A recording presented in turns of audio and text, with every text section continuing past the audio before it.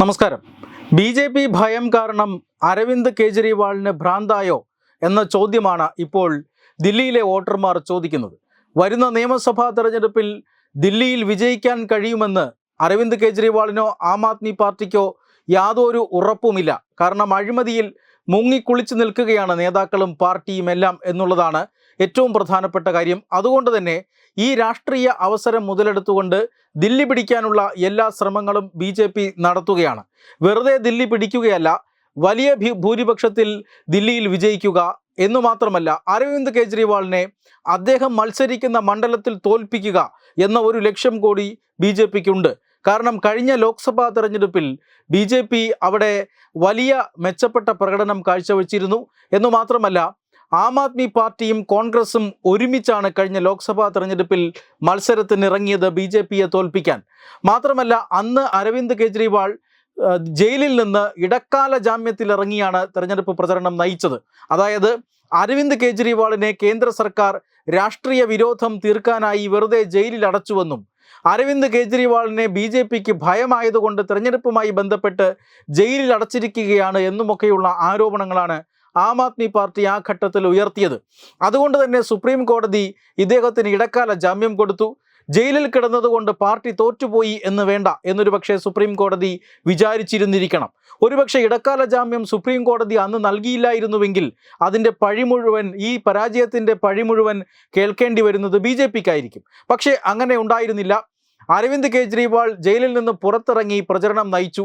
ഇനിയിപ്പോൾ ബി.ജെ.പിയുടെ കാര്യം പോക്കാണ് എന്നൊക്കെയാണ് ഇവിടുത്തെ മാധ്യമങ്ങളും അതുപോലെ തന്നെ ഇടത് ബുദ്ധിജീവികളും എല്ലാം പറഞ്ഞിരുന്നത്. പക്ഷേ അങ്ങനെ ഉണ്ടായിരുന്നില്ല. പതിവ് പോലെ 7 ലോക്സഭാ മണ്ഡലങ്ങളിലും ബി.ജെ.പി. വമ്പൻ വിജയം നേടി.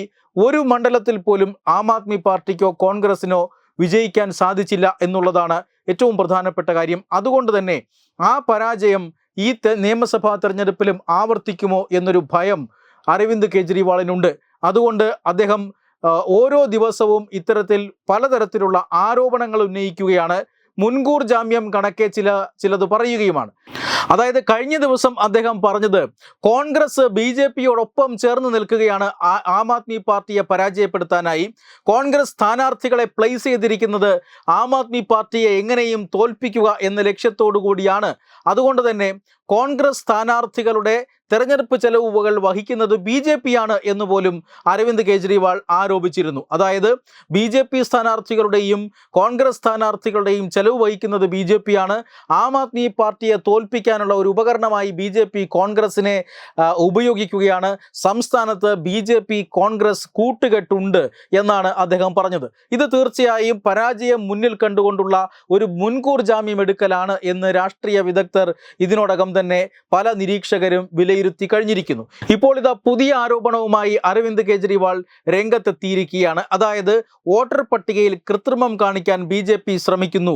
ഒരു മണ്ഡലത്തിൽ തന്നെ ഏതാണ്ട് 11,000-ഓളം ഡിലീഷൻ അപേക്ഷകൾ വന്നു എന്ന് പാർട്ടിക്ക് വിവരം ലഭിച്ചിട്ടുണ്ട് എന്നാണ് അരവിന്ദ് കെജ്രിവാൾ പറയുന്നത്. അതായത് വോട്ടർ പട്ടികയിൽ നിന്നും പേര് നീക്കം ചെയ്യാനുള്ള അപേക്ഷകൾ ഒരു മണ്ഡലത്തിൽ 11,000 അപേക്ഷകൾ ലഭിച്ചു. ഇതിന് പിന്നിൽ ബി.ജെ.പിയാണ്. തെരഞ്ഞെടുപ്പ് അധികൃതർ ഇടപെട്ടുകൊണ്ട് ഈ അപേക്ഷകൾ ഹോൾഡ് ചെയ്തിരിക്കുകയാണ് എന്ന വിവരമാണ് ഇപ്പോൾ ആം ആദ്മി പാർട്ടി പുറത്തുവിടുന്നത്. അതായത് അരവിന്ദ് കെജ്രിവാളിൻ്റെ ആരോപണം ഇങ്ങനെയാണ്. മറ്റൊരു മണ്ഡലത്തിൽ ഏതാണ്ട് 5,000-ഓളം വോട്ടർ പട്ടികയിൽ നിന്നും നീക്കം ചെയ്യാനുള്ള അപേക്ഷകൾ ഫയൽ ചെയ്യുകയും 7,500-ഓളം വോട്ടർമാരെ പുതുതായി ആഡ് ചെയ്യാനുള്ള അപേക്ഷകൾ നൽകുകയും ചെയ്തിരിക്കുന്നു എന്നാണ് അരവിന്ദ് കെജ്രിവാൾ പറയുന്നത്. തീർച്ചയായും ഇത്തരത്തിൽ പുതിയ വോട്ടർമാർ വരികയും പുതിയ വോട്ടർമാർ, അതായത് ഇപ്പോൾ നിലവിലില്ലാത്ത വോട്ടർമാരെ നീക്കം ചെയ്യുകയും ഒക്കെ പതിവാണ്.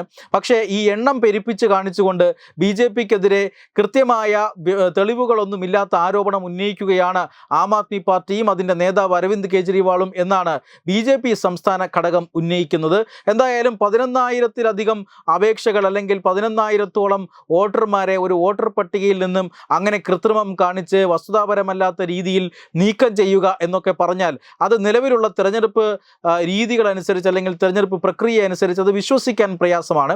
പക്ഷേ എന്തായാലും ഇത്തരത്തിലുള്ള ആരോപണങ്ങൾ കോൺഗ്രസ് സ്ഥാനാർത്ഥികളുടെ തെരഞ്ഞെടുപ്പ് ചെലവ് വഹിക്കാൻ പോകുന്നത് ബി.ജെ.പിയാണ് എന്ന് ആരോപിച്ച ഒരു നേതാവിനെ സംബന്ധിച്ചിടത്തോളം ഈ തള്ള് ഒരു ചെറിയ തള്ള് തന്നെയായിരിക്കണം. പക്ഷേ എന്തായാലും ഗുരുതരമായ ആരോപണങ്ങൾ എന്ന് തോന്നിക്കുന്ന രീതിയിൽ പല ആരോപണങ്ങൾ ഉന്നയിച്ചുകൊണ്ട് മുൻകൂർ ജാമ്യം എടുക്കാനും തോൽവി മുന്നിൽ കണ്ടുകൊണ്ടുള്ള ചില അടവ് നയങ്ങൾ പയറ്റാനുമാണ് ഇപ്പോൾ അരവിന്ദ് കെജ്രിവാൾ ശ്രമിക്കുന്നത് എന്നാണ് BJP തിരിച്ചും ആരോപിക്കുന്നത്. Web desk Tatwamayi news. Powered by Jyotis.